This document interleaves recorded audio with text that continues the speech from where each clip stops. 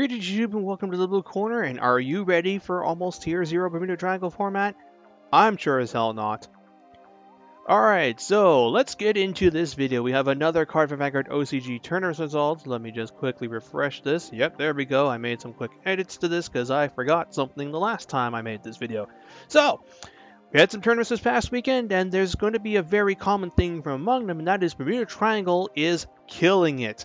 Like, every single one of these tournaments that I'm going to be going over today will have BT in either its top cut, and in pretty much every case, winning it. Like, this deck is, ironically enough, on fire. Like, they're just killing everyone left and right, and I don't believe it actually has any bad matchups either. I think Oracle Think Tank or Angel Feather has the best chance against it, but everyone else, they just scrape. Like, it's insane how good this deck is.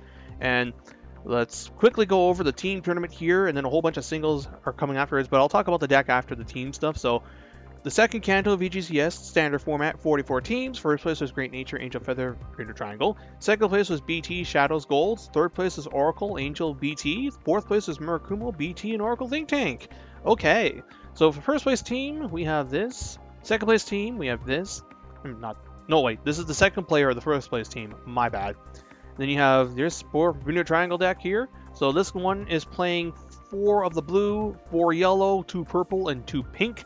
Yes, I know they have actual names, but calling them by their colors is much more entertaining. Then you have the second place team of this Shadow Paladin, this BT, 4 blue, 4 yellow, 4 pink, and 2 purple, and 1 other blue. So this, normally I don't think they play the one that this guy has as a singleton, I'm going to call it the light blue. This one doesn't see as much play, but like the other ones, they do in some capacity. And then you've got, let's see, that was the second place? Yeah, so then here's the third player of the second place team. And then we move down a little bit more here to our third place team, just so I don't like jump ahead or anything. Hey, come on now, internet. Thank you. All right, let's get back to this. So here's your third place Oracle Think Tank, third place Angel Feather. Wow, that is wide as hell.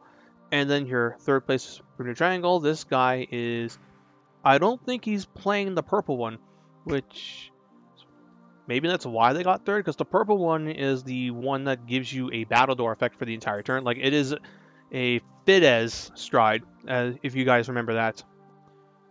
And then we go over to our fourth place team, which we've got Murakumo. And let's see, BT again. 4 blue, 4 pink, 4 yellow, 1 purple, and your Oracle Think Tank. Man, remember when we used to think this deck was going to be the real terror?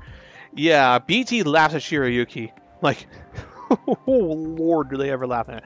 And let's talk about what this deck does. So, BT is basically the unholy fusion of Neo Nectar and Spike Brothers, having the aspects of both of them, and the ability to force more than a hefty amount of shield out of the hand thanks to the purple one. So we've got the blue one. This is the one that makes your field buff. Like, all of your melody units got plus 5,000. It's all shared. And she does another thing too. The yellow one gives all your things boost, and anything that is boosting will give plus 5,000 more power. So these are big lines. The purple one makes, for the end of the turn, your opponent has to call 2 or more cards from hand to guard circle. Like, they have to call 2 cards at minimum in order to guard your attacks. And when your columns are like 50,000, that's a lot. Like, you can't just PG that if you're playing Protect.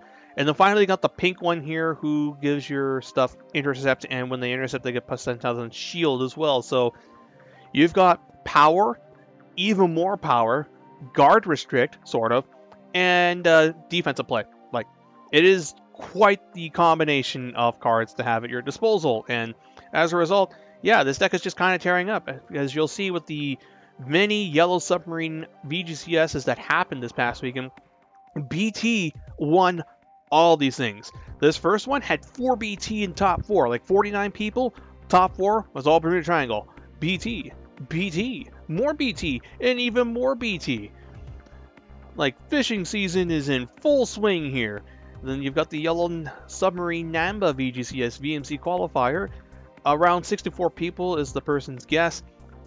BT's first place. This one's not playing the purple one though, so it's Granted, I don't really know how this deck is supposed to play, so I'll let people who actually play Bermuda Triangle, who have actually mucked around with this deck, comment down below on how much the purple one is needed as opposed to playing the blue, the yellow, and the pink, because those are the 3 most played ones that we can see from these lists.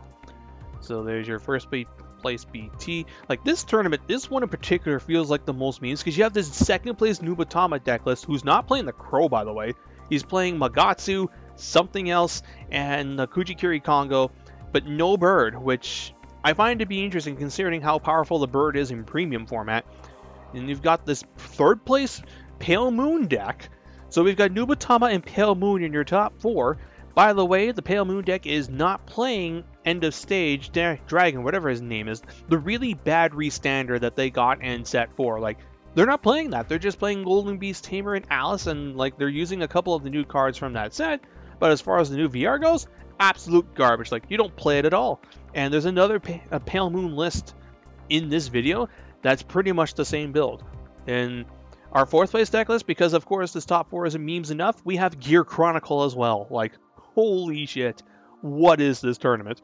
Then you have the Yellow Submarine Fukuoka VGCS, and it was around 64 people too. First place was Melody, second place is Oracle Think Tank, third was Angels, fourth was Gold Paladin. So a more expected top cut. Fifth and sixth were BT, and then finally you had Great Nature and Shadow Paladin rounding out top 8. So here's your BT deck list. Blue, yellow, pink. Then you've got your OTT, your Angel Feather, and lastly your Gold Paladin deck list. Moving on, we have, let's see, the first Numu Azu VGCS standard format 43 people. This actually had a clan distribution too. So first place was Bermuda Triangle, second place was Pale Moon, third place was Bermuda Triangle, fourth place was Shadow Paladin, fifth was BT, sixth was Royals. My numbers are getting really mixed up here. Seventh place was Link Joker. So Link Joker was its first appearance, albeit in top 8. So again, no one really cares about that spot as far as these tournaments goes. And lastly, Angel Feather in the 8th slot. But look at these numbers here. As far as like what was the most played deck of the tournament, BT with 16 people. After that, you have Angel Feather at 3. This is more than 4 times the amount of people playing this deck. Like, no, this is more than 5 times the amount of people playing this deck compared to what was previously the best deck of the format, Angel Feather. Like, holy shit. Like, I understand that BT is popular, especially among like a certain segment of the Vanguard player base, and this is a case where it's a deck that's already popular among some players, then it's popular among competitive players because it's just good, and as a result we have this monster that is standard BT. And don't forget the premium deck too is also probably kicking ass because Andre was already hanging in there with everything else that was going on in premium, and now gets access to these new cards. Like, again, as I said at the beginning of the video, we may very well be in like BT, if it's not the best deck in the format, it's definitely one of the best decks in the format, and arguably, like, maybe I'm blowing it a little bit out of proportion about the whole, like, talk about tier 0 or tier 0.5 and thing, but, like, BT is very definitely a powerful deck, and I'll just take a look at these lists before I go back into this tangent. So here's your BT, Pale Moon, again, no end of stage, then you've got BT again, and finally,